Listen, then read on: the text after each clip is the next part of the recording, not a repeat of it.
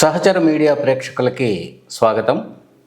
ఈరోజు మనతోటి ఉన్నారు వరిలో అధిక దిగుబడి సాధించేదానికి ఒక కొత్త పద్ధతుల్ని, కొత్త విధానాలని అనుసరించేటటువంటి దాని గురించి కొంత కృషి చేసి సఫలమైనటువంటి నరసింహమూర్తి గారు.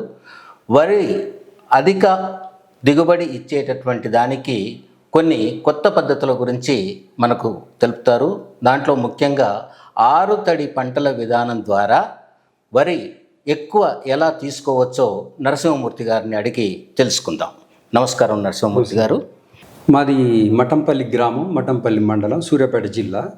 నేల స్వభావాన్ని బట్టి తేమను అందించేటటువంటి విధానం కూడా ఉంది. ఇప్పుడు నల్ల భూమి అయితే ఒకసారి కడితే ఒక 15 రోజులు 20 రోజులు ఉంటుంది. ఎర్ర భూమి లేదా ఇసుక నేల అయితే అది తొందరగా ఆరిపోతుంది కదా.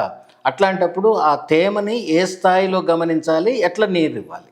ఏ స్థాయిలోనైనా వరికి అనేది మాత్రం అండి, అది ఒక మాటలో చెప్పాలంటే వరి మొక్క కూడా ఎడారి కూడా ఒంటె లాంటిదే.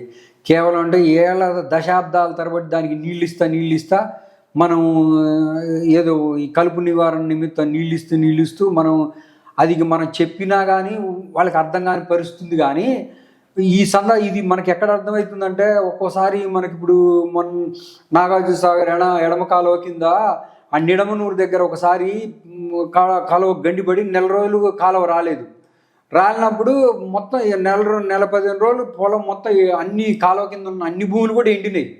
వాళ్ళకి దిగుబడి రాకుండా ఏం లేదు, వాళ్ళు కూడా 40 బస్తాలు తీసుకున్నారు దిగుబడి. అక్కడే నిరూపణ అవుతుంది. మనకు అలాంటి ఉదాహరణలు మన కళ్ళ ముందున్నా కానీ అవి మర్చిపోయి మళ్ళీ తిరిగి ఏం చేస్తున్నాం అంటే మనం విపరీతంగా నీళ్లు పెడుతున్నాం.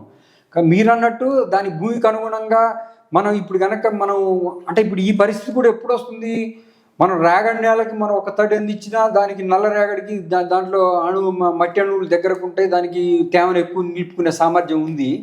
సరే, ఏ మట్టికి ఏ లక్షణం ఉన్నా కానీ మనం ఆరుదళ్ళు పెట్టినప్పుడు వేరు వ్యవస్థ నిలువుగా పోయిందనుకోండి, ఆ అంతర్భాగంలో దాకా అంటే అడుగు లోతుకు కూడా వడి వేరు విస్తరించింది. కాబట్టి ఈ పైన ఉన్న తేమ ఆరిపోయినా కానీ వరి అంటే భూమి లక్షణం ఎలా ఉన్నా కానీ పై భూమి ఎండినా కానీ వేరు వ్యవస్థ నిలువుగా పోయింది. కాబట్టి ఆ అంతర్లీనంగా ఉన్న తేమను తీసుకొని మొక్క మంచి దృఢంగానే ఎదుగుతుంది.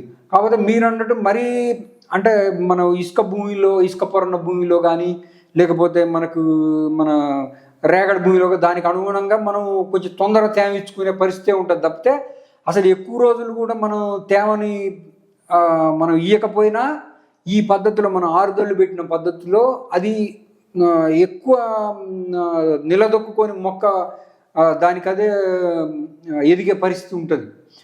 మనం ఫస్ట్ చేసిన పొరపాటు ఏంటంటే కలుపు అదుపులో పెట్టి నీళ్ళ వల్ల అడ్డంగా పోవటానికి మనకి ఈ పరిస్థితి వచ్చింది తప్ప, అదే కనుక మనం మొదటి నుంచి కలుపు నివారణ నిమిత్తం కోనోవేడ తిప్పుకొని మనం గనక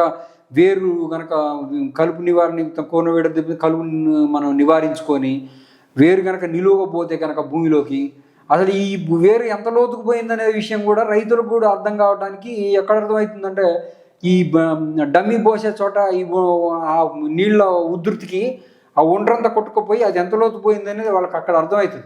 అక్కడ చూసుకున్నా ఈ ఆరుదళ్ళు పెట్టినప్పుడు వేరు ఎంత లోతుకు పోయింది, ఎన్ని వేళ్ళు స్వచ్ఛంగా ఉన్నాయి అనేది అక్కడ మనకు స్పష్టంగా అర్థమవుతుంది.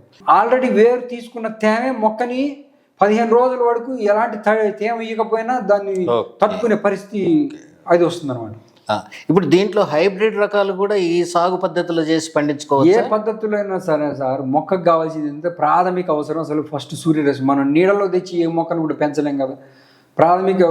మనకు ప్రాథమిక అవసరం ఏంది? భూమి, నీరు, అంతకన్నా ముఖ్యం సూర్యరశ్మి. ఇంకోటి వేరు వ్యవస్థకు ప్రాణవాయువు అందటం. కాబట్టి ఈ వేరు వ్యవస్థకి ప్రాణవాయువు అందినప్పుడు అవన్నీ మిగతా ద్రవ్యాలన్నీ మనకు మొక్కకు అందుబాటులోకి ఇచ్చినా కానీ మొక్కకి వెలుతురు లేకపోతే రాదు కదండి. కాబట్టి మనం ఏ బ్రీడ్ తీసుకున్నా మనం దూరం వేసినప్పుడు మాత్రమే దానికి సమానంగా మనకు వెలుతురు పడి దానివల్ల అధికమైన దిగుబడి వస్తుంది అన్నమాట.